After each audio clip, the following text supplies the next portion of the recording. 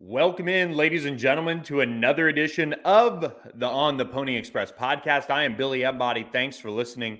We have a lot to get to today, but first, we've got to lead off with the news of Monday, and that is that SMU added another commitment in 2024, Cedar Hill defensive back Alexander Rodgers. He committed to SMU over Kansas State, where he took an official visit earlier this month. This is a big pickup for the secondary as SMU is looking to address this position between corner and safety in a big way. And for Ricky Hundley, this is a guy that he had circled for that cornerback room from the get-go.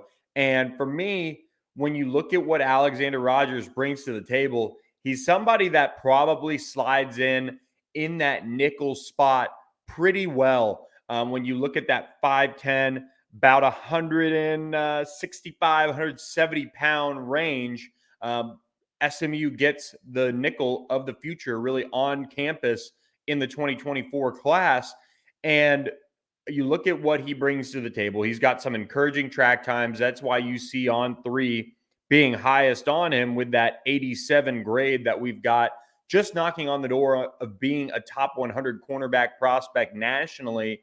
And when I look at how Ricky Hundley is recruited, I look at his evaluations coming first and foremost. I look at somebody like an AJ Davis, who SMU got in the 2023 recruiting class, or excuse me, the 2022 recruiting class, and got him on campus right away. That is somebody that once they got to SMU, they turned the heat up on quickly, and he didn't have really a whole lot of programs after him. I think it was Kansas. I think it was Liberty, obviously, with Ricky Hundley having been there right before getting to SMU.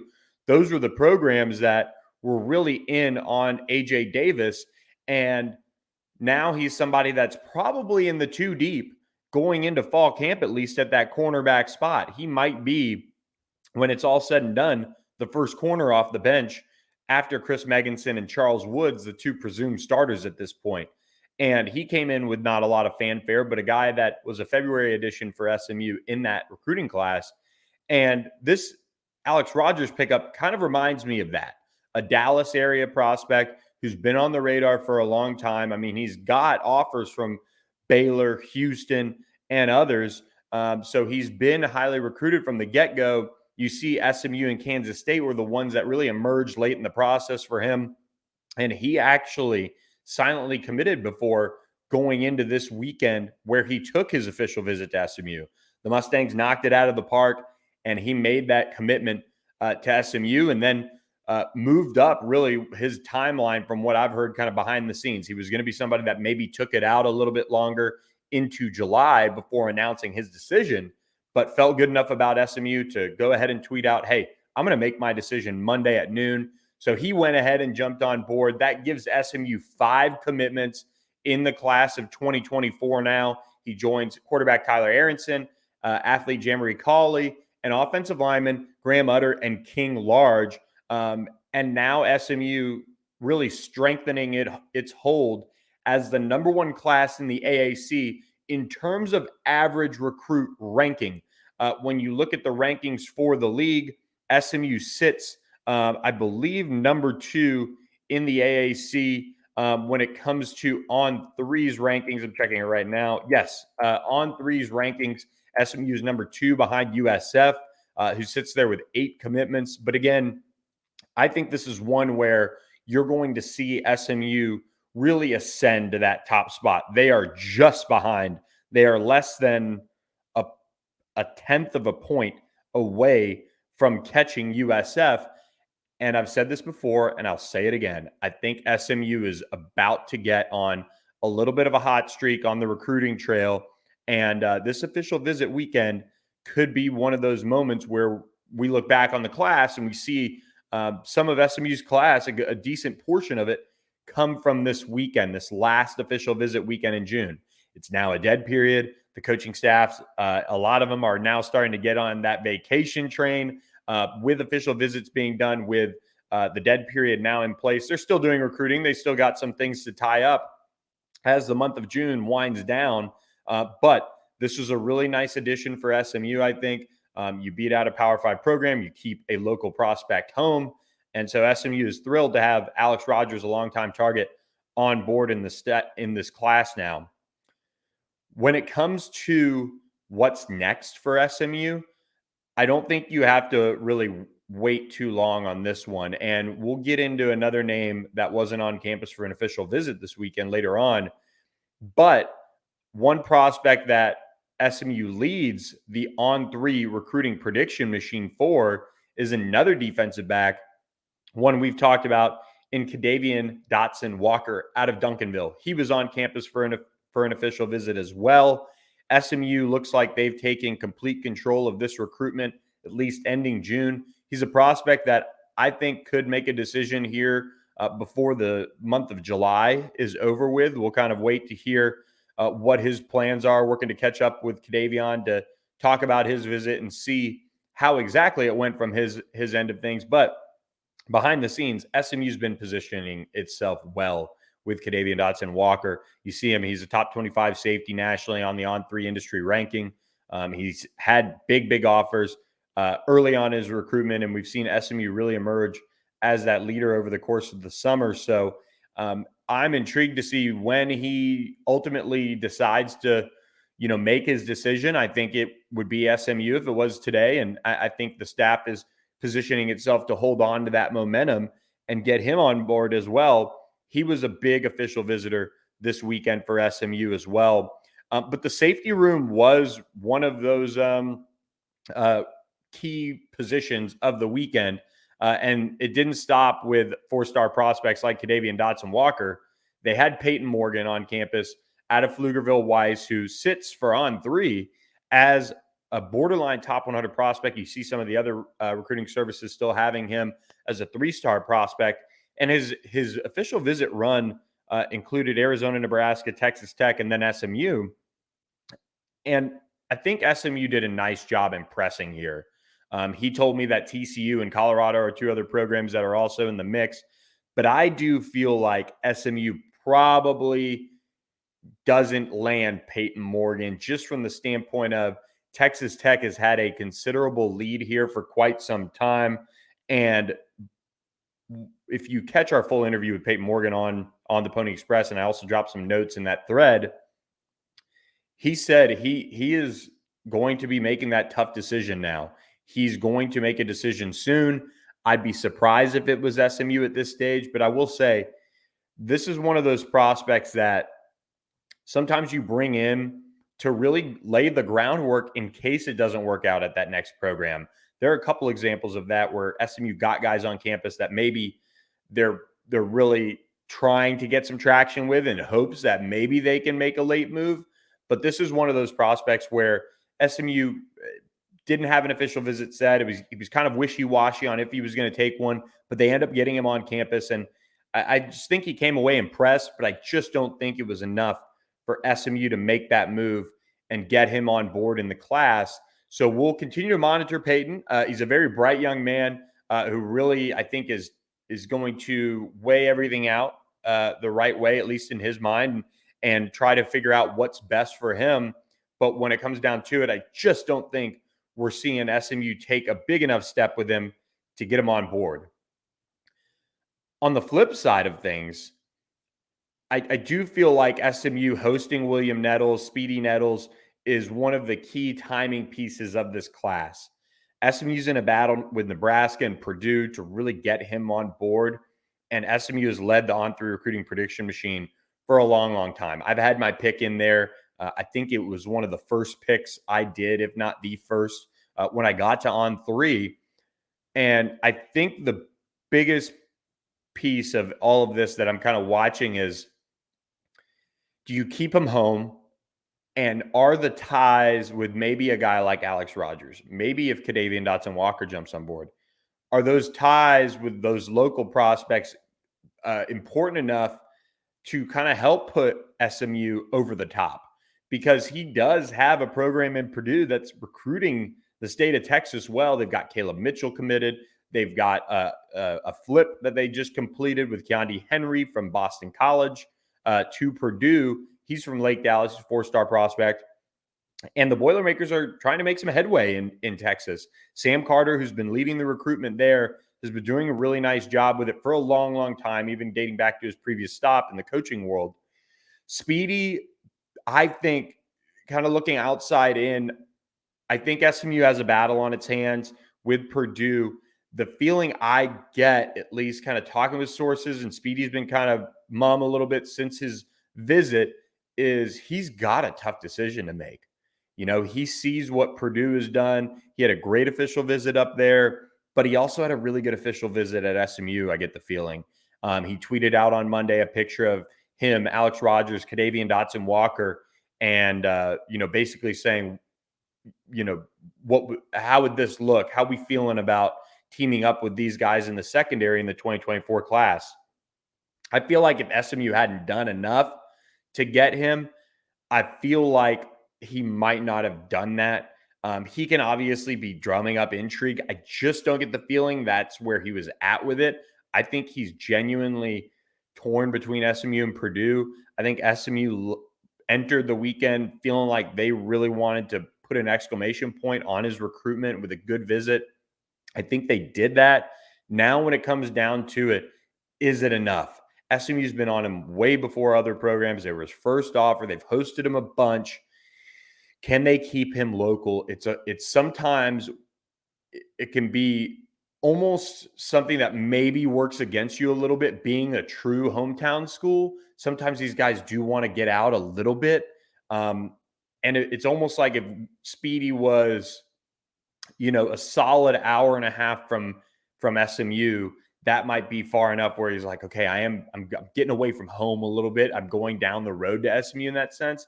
Sometimes I feel like being a true Dallas kid, it can work against you. It didn't work against you for Alex Rodgers, and it hasn't worked against you for Kadavian Dotson Walker, it seems. But you've been on him for so long. Can you get past maybe that little roadblock, and also the Power 5 angle, of course, and Purdue producing a nice class, especially guys in Texas? That is kind of the question I have when I look at Speedy Nettles. I named him one of my guys that you've got to win out on if you're SMU, with just how hard you've recruited him, how long you've been on him. It would be a really nice pickup for SMU, and a guy that solidifies that outside corner spot for years to come. So we're continuing to track Speedy Nettles and kind of, how he's going about making that decision and what it's going to ultimately be. But I feel like SMU did a nice job on its visit weekend, making him feel like a massive priority, which he is for SMU. So we'll see if SMU can win out on this one. Nebraska, Purdue still pushing. Most feel like it's an SMU Purdue battle. But to get Speedy Nettles to have that last official visit, that's the hope, is that you left the last impression. We'll see if it's enough for SMU to win out. The Mustangs did have a pair of surprising official visitors on campus, and one was Katy 4-star edge rusher Dekias Brinkley. He's a top 20 edge prospect nationally on the On3 industry ranking. You see SMU does now lead the On3 recruiting prediction machine. Kansas was his other official visit this month. And talking with him, you can get the full recap at ontheponyexpress.com. I think this is going to be a prospect that could take things farther into the fall. He said he wants to return to SMU, maybe see a game. And I think SMU has been in a position here where they've kind of been chipping away trying to get him on campus since some of the staff got here, and since they've kind of been, just looking for that difference-making edge rusher in this class. They've hosted a guy like Zena Zulu from Allen, who's a 4-star prospect, probably going to end up at Texas. They've been swinging big in the trenches this cycle. Dekias Brinkley is the latest example of that. For them to get him on campus, this is massive. Calvin Thibodeau did a great job on his visit. Dekias really spoke highly of him. It's just a matter of, okay, is he truly going to take it to the fall? If he does, what does that look like for SMU? Sometimes times can certainly kill deals in this sense. When you take it to the fall, you've got official visits left to play with, and he is going to be playing at State Power. There are going to be plenty of eyes that are on Dekias Brinkley, who transferred in from Seven Lakes this spring. Now he's playing for Katy. He could push his chips in on, hey, I've got big offers. I'm in contact with a lot of schools. Let's see how things go this fall and see who else is there at the end. But out of SMU and Kansas, the two programs that hosted him this month, I think SMU made the best impression. I think Calvin Thibodeau knocked this one out of the park in this sense. It's just a matter of if he changes his mindset on, do I take this to the fall or do I make a decision now? When you look at the offensive side of the ball for this official visit weekend, SMU hosted a trio of offensive prospects this weekend, and a set of twins, and we've talked about them before, Wade and Brent Helton. And I feel like SMU is properly represented on the On3 recruiting prediction machine for both of these twins, or for these twins, and they're sitting second. But I think they're two guys that, one, really loved what Garen Justice had to sell this weekend. I think that was the main reason that they took the visit, and they told me as such. I caught up with Wade after the visit, and he said just being able to talk ball with Garen Justice was really important to them. And he got the sense that SMU is right in it. And if they don't end up at Iowa State, I do feel like SMU could be the pick. I think Arizona State has been edged out by SMU with their visit. This is going to be a set of prospects where they are a package deal. They want to play college together. And I am interested to see if SMU, when they sit down and ultimately make their decision, can push over the top and get them, because they are very much locked in on who's coaching me on the football field, what's the development look like, and that's a reason why I think SMU still very much has a shot to land these prospects out of the state of California. If they were kind of looking at it and took an SMU visit, they felt like they were recruited hard by them, but they want to give them a shot, but it didn't really maybe resonate as much with them as far as Garen Justice and his push. I would probably call SMU's chances dead in the water. But the way Wade talked about working with Garen Justice on the visit and just what he can do for them from a development standpoint, that stuck out. Now, Iowa State has done a great job recruiting him. There are a couple other programs involved here, but I do get the sense SMU's trying to play a little bit of catch up in the sense, which, what, now that their official visit has taken place and it's come and gone, that doesn't leave them in a terrific spot to get them. But I do feel like they did a good enough job recruiting them both and talking through the development aspect to have a legit shot that when they sit down and weigh out pros and cons, maybe Garen Justice did enough. He's been on a little bit of a run, getting King Large and Graham Utter to commit and shut things down. Wade and Brent were really, really impressed with Garen Justice. So that was really worth noting when it comes to those two guys. I think if SMU lands them, it's Garen Justice just absolutely knocking their visit out of the park. And when they sat down and talked about it, they wanted to be coached by him. The biggest surprise of the official visit weekend came as we broke the news that Frankie Arthur, the four-star running back out of Conroe Oak Ridge, was headed to SMU for an official visit. And this is massive, massive news here because SMU missed out on Harry Stewart, who committed to Kansas earlier this month, the Frisco product that is going to be playing for the Jayhawks. But Keenan Hall, he's been on a heater when it comes to recruiting. He's gotten guys like L.J. Johnson and Jalen Knighton out of the transfer portal. Obviously, Kamar Wheaton last cycle, Velton Gardner. He's reshaped that running back room in such a big way.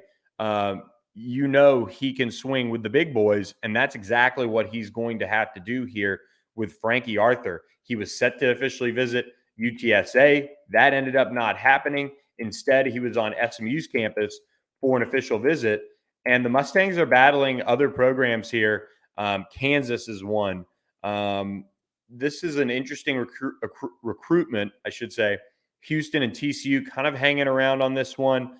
But I just feel like SMU has some ties at play here. I'll drop some notes at ontheponyexpress.com to kind of share why, but you look at him and what he's been able to do production wise, almost averaging 10 yards a carry as a junior.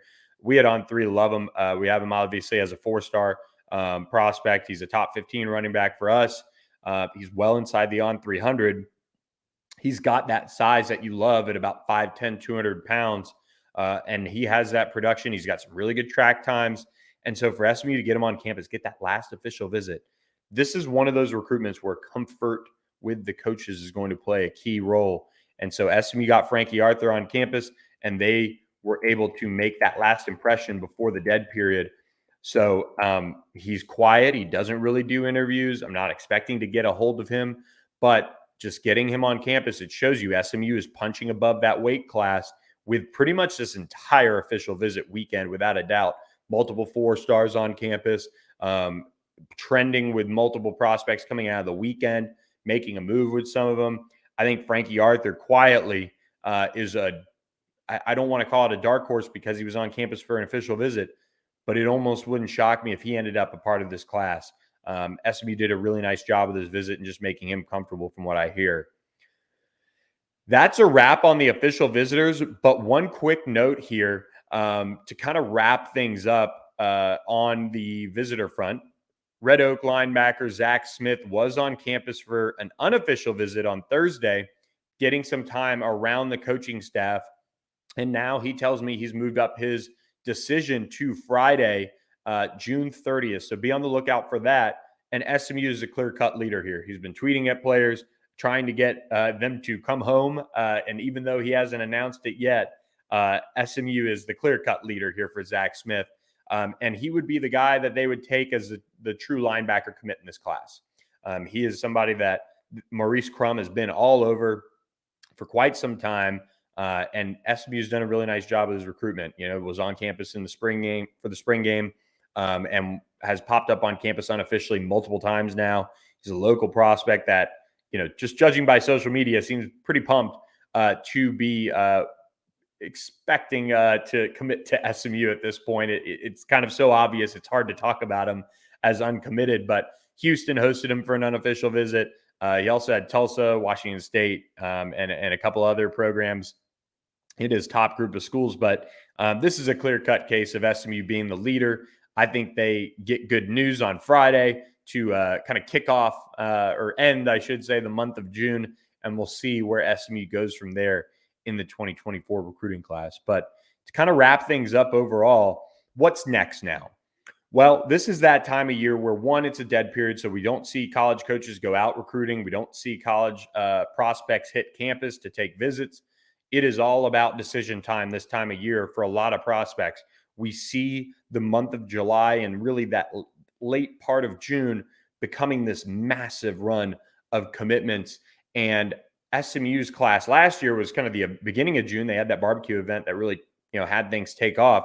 But the month of July has really been the one nationally around college football that has exploded as far as decision timelines go. We see the rankings shuffle when it comes to team rankings and where, programs are standing as the summer continues to kind of roll on with decisions happening and things like that. So it's moving season ahead of football season for these college programs to solidify their classes and start to figure out, all right, what's next? What do we need in the fall? Who do we need to keep chipping away on? Who do we need to turn the heat up on if some prospects don't go their way? For SMU, I think we had it pegged during the month of June as maybe hitting double-digit commitments. SMU sits with 5 commitments right now. I think there's a chance they could get to double-digit, but I feel pretty good saying that you're going to see a guy like Kadavian Dotson-Walker, a Zach Smith, jump on board and then go from there to see when the next round of prospects will commit or what the deal is kind of ending the summer. But I think 8 is probably a safe bet right now. And we'll see where SMU goes next. Once the dust has settled, we'll be here to cover it with you guys every step of the way. So be sure to be at ontheponyexpress.com. Subscribe to our YouTube channel. Subscribe to our members only YouTube channel for just $3 a month. Get more in-depth podcasts, but especially subscribe to ontheponyexpress.com. It's just $10 a month. I got some cool things happening for you guys that I'm working on behind the scenes to kind of help out our members and do some really cool partnerships with some companies. So I'm looking forward to kind of getting a few of those things finalized, both in the month of July and then really for football season. So I'm looking forward to announcing some things with that. But look, I appreciate you guys for listening to this edition of the podcast as Siri tries to chime in there. But SMU has been on a roll with these official visits, and now it's time to close on a lot of these guys. And we'll be able to assess where this class is headed, I think, in the really near future as some big names and big targets come off the board, either for SMU or for elsewhere. So be sure to subscribe to ontheponyexpress.com. We'll give you guys the latest scoop as it comes across. So don't miss out. We're at an all-time high of subscriptions. It continues to grow day by day. So it's an exciting time to be on the board. So don't miss out. Check it out. And we appreciate you guys listening to this edition of the podcast. Check back later in the week. We'll have some big news to cover for you guys. So check that out and keep an eye out for that as, some Friday fireworks, I think, with Zach Smith announcing are coming. Appreciate you guys listening to this edition of the On the Pony Express podcast. We'll catch you next time and have a great rest of your week.